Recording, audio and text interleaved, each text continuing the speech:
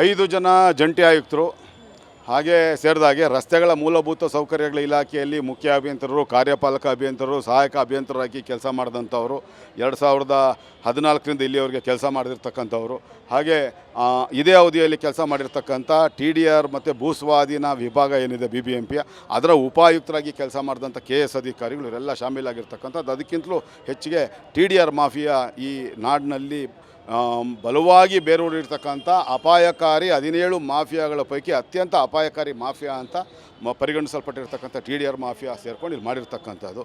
ಹೇಗೆ ಅಂತಂತಂದರೆ ಯಾವುದೇ ಒಂದು ಸರ್ಕಾರಿ ಯೋಜನೆಗೆ ಅವಶ್ಯಕತೆ ಇರತಕ್ಕಂಥ ಭೂಮಿಯನ್ನು ಸ್ವಾಧೀನಪಡಿಸ್ಕೊಳ್ಳುವಂಥ ಸಂದರ್ಭದಲ್ಲಿ ಅದಕ್ಕೆ ಹಣವನ್ನು ಪರಿಹಾರದ ರೂಪದಲ್ಲಿ ಕೊಡೋದ್ರ ಬದಲಾಗಿ TDRಗಳನ್ನು ಕೊಡುವಂಥ ಪದ್ಧತಿ 2007-8ರಿಂದ ಜಾರಿಗೆ ಬಂದಿರತಕ್ಕಂಥದ್ದು. ಅದು ಆ ಸ್ವತ್ತನ್ನು ಕಳ್ಕೊಳ್ಳೋವಂಥ ಮಾಲೀಕರಿಗೆ ಇದು ಸಮ್ಮತವಾಗಿರೋದ್ರಿಂದ, ಯಾಕೆ ಅಂತಂದರೆ ಹಣದ ಪರಿಹಾರ ಅಂತಂದರೆ ಆ ಮಾರುಕಟ್ಟೆ ಮೌಲ್ಯದ 50% ಕೂಡ ಅವ್ರಿಗೆ ಸಿಗ್ಲಿಕ್ಕೆ ಸಾಧ್ಯ ಇಲ್ಲ. ಹಾಗಾಗಿ TDRನ್ನು ಅವರು ತೊಗೊಂಡಿದ್ದಾದರೆ ಆ ಮಾರುಕಟ್ಟೆ ಮೌಲ್ಯಕ್ಕಿಂತಲೂ ಒಂದು 10% 20% ಹೆಚ್ಚಿಗೆ ಹಣ ಅವ್ರಿಗೆ ಸಿಗೋದ್ರಿಂದ ಇದಕ್ಕೆ ಎಲ್ಲ ಸಮ್ಮತ ವ್ಯಕ್ತಪಡಿಸಿದ್ರಿಂದ TDR ನೀಡಿಕೆ TDR ಕೊಡುವಂಥ ಪದ್ಧತಿ ಪ್ರಾರಂಭ ಆಗಿದೆ 2007-8ರಿಂದ. ಇದರಲ್ಲಿ ವಿಶೇಷವಾಗಿ ಮಹದೇವಪುರ ವಲಯದಲ್ಲಿ ಒಂದು ರಸ್ತೆ ಅಗಲೀಕರಣ ಕಾರ್ಯದಲ್ಲಿ ನಡೆದಿರ್ತಕ್ಕಂಥ ಹಗರಣ ಇರ್ಬೋದು. ಹಾಗೆ ಯಲಹಂಕ ಬಳಿ BBMP ಗಡಿಯನ್ನು ದಾಟಿ ಅಲ್ಲಿಂದ 3.5 ಕಿಲೋಮೀಟ್ರ್ ಆಚೆಗೆ ಜಿಲ್ಲಾ ಪಂಚಾಯಿತಿ ವ್ಯಾಪ್ತಿಗೆ BBMPಯ TDRಗಳನ್ನು ಕೊಟ್ಟಿರ್ತಕ್ಕಂಥದ್ದು. ಚನ್ನಪಟ್ಟಣದಲ್ಲಿ ಸಂಬಂಧಪಟ್ಟಂಥ ಒಂದು ಸ್ವತ್ತಿನ ಭೂಸ್ವಾಧೀನ ಪ್ರಕ್ರಿಯೆಗೆ ಬೆಂಗಳೂರಿನಲ್ಲಿ TDR ಕೊಟ್ಟಿರ್ತಕ್ಕಂಥದ್ದು. ಅದರ ಬಳಕೆಯನ್ನು ಉಮಾ ಚಿತ್ರಮಂದಿರದ ಎದುರುಗಡೆ ಚಾಮರಾಜಪೇಟೆಯಲ್ಲಿ ಬಳಕೆ ಮಾಡಿರ್ತಕ್ಕಂಥದ್ದು.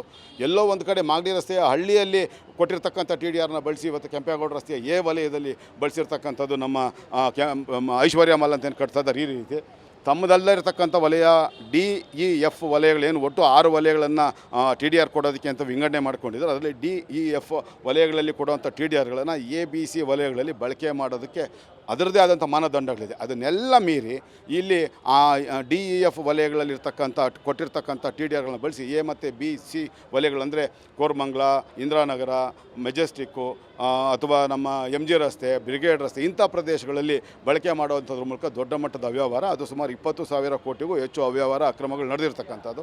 ಇದಕ್ಕೆ ಸಂಬಂಧಪಟ್ಟ ಹಾಗೆ ನನ್ನ ದೂರನ್ನು ಆಧರಿಸಿ ನ್ಯಾಯಾಲಯ ಕೊಟ್ಟಂಥ ಆದೇಶದಂತೆ 71 ಜನರ ವಿರುದ್ಧ FIRಗಳು ದಾಖಲು ಮಾಡಿಕೊಂಡಿದ್ದರು BMTF ಪೊಲೀಸರು. ಆ 70 ಅದ್ರ ಜೊತೆಗೇ ಜಾರಿ ನಿರ್ದೇಶನಾಲಯದ ಕೂಡ ಈ ಪ್ರಕರಣ ಗಂಭೀರ ಸ್ವರೂಪವನ್ನು ಪಡ್ಕೊಂಡು ವಿಚಾರಣೆ ತೀವ್ರಗತಿಯಲ್ಲಿ ನಡೀತಾ ಇದ್ದಂಥ ಈ ಸಂದರ್ಭದಲ್ಲಿ ಕಳೆದ ವಾರ ಕೂಡ ತೀವ್ರಗತಿಯಾದಂಥ ವಿಚಾರಣೆ ಕೂಡ ಇಡೀ ಇದಕ್ಕೆ ಸಂಬಂಧಪಟ್ಟ ನಡೆಸಿತ್ತು. ದಿಢೀರಂತ ನಾನು ಯಾಕೋ ಅನುಮಾನ ಬಂದು RTIಯಲ್ಲಿ ಅರ್ಜಿ ಸಲ್ಲಿಸಿದಾಗ ಈ 3 ವಲಯ 2013-14ರಿಂದ 2017ರ ಅವಧಿಯ 3 ವರ್ಷಗಳ ಅವಧಿಗೆ ಸಂಬಂಧಪಟ್ಟ 20,000 ಕೋಟಿಗೂ ಹೆಚ್ಚು ಅಕ್ರಮ ನಡೆದಿರ್ತಕ್ಕಂಥ 20ಕ್ಕೂ ಹೆಚ್ಚು ಕಡತಗಳು ಮೂಲ ಕಡತಗಳು ಕಾಣೆಯಾಗಿದೆ ಅನ್ನೋ ಒಂದು ಲಿಖಿತ ರೂಪದಲ್ಲಿ ಕೊಟ್ಟಾಗಲೇ ಗಾಬರಿ ಆಯಿತು. ಹಾಗಾಗಿ ನಾನು ಎಲ್ಲ ಸಂಪೂರ್ಣ ದಾಖಲೆಗಳು ಸಹಿತ ನಾನು ಜಾರಿ ನಿರ್ದೇಶನಾಲಯದಲ್ಲಿ ಲೋಕಾಯುಕ್ತದಲ್ಲಿ ದೂರನ್ನು ಕೊಟ್ಟಿದ್ದೇನೆ.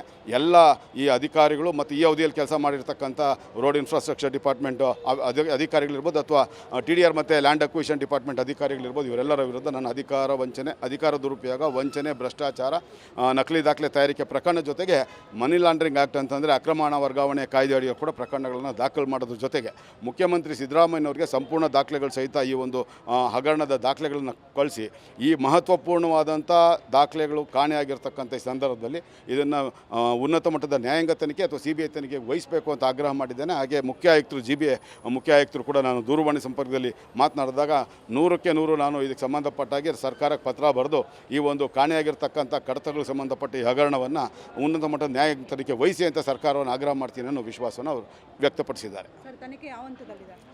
ಈಗಾಗಲೇ ನಾನು ಹೇಳಿದೆ 71 ಜನರ ವಿರುದ್ಧ FIRಗಳು ದಾಖಲಾಗಿ ತನಿಖೆ ಬಹಳ ಗಂಭೀರ ಸ್ವರೂಪದಲ್ಲಿದೆ. ಅಂಥ ಸಂದರ್ಭದಲ್ಲಿ ಈ ಕಡತಗಳು ಕಾಣೆಯಾಗಿರ್ತಕ್ಕಂಥದ್ದು ಜಾರಿ ನಿರ್ದೇಶನಾಲಯ ತುಂಬ ಗಂಭೀರವಾಗಿ ಒಂದು ಪ್ರಕರಣವನ್ನು ಪರಿಗಣಿಸಿ ತನಿಖೆ ನಡೆಸ್ತಾ ಇರ್ತಕ್ಕಂಥ ಈ ಸಂದರ್ಭದಲ್ಲಿ ಈ ಒಂದು ವಾಲ್ಮಾರ್ಕ್ ಬಿಲ್ಡರ್ಸ್ ಇರ್ಬೋದು, ನಾನು ಈಗಾಗಲೇ ಮಹದೇವಪುರ ವಲಯದ ರಸ್ತೆ ಅಗಲೀಕರಣ ಕಾರ್ಯ, ಯಲಹಂಕ ರಸ್ತೆ ಅಗಲೀಕರಣ ಕಾರ್ಯ, ಅದೇ ಐಶ್ವರ್ಯ ಮಾಲ್ನ TDR ಬಳಕೆ ಹಗರಣ ಇರ್ಬೋದು, ಇಲ್ಲಿ ಯುಟಿಲೈಸೇಷನ್ ಆಫ್ TDR ಹೆಸರಿನಲ್ಲಿ TDRನ ಬಳಕೆಯಲ್ಲಿ ಆಗಿರ್ತಕ್ಕಂಥ ಅಕ್ರಮಗಳು ಏನಿದೆ ಇದಕ್ಕೆ ಸಂಬಂಧಪಟ್ಟ ಸುಮಾರು 71 ಜನ 5 ಜನ ಜಂಟಿ ಆಯುಕ್ತರು ಸೇರಿದಾಗೆ ಹಿರಿಯ ಒಬ್ಬರು IAS ಅಧಿಕಾರಿ, 4 ಜನ KS ಅಧಿಕಾರಿಗಳು ಸೇರಿದಾಗೆ 71 ಜನರ ವಿರುದ್ಧ ಏನು ದಾಖಲಾಗಿತ್ತು.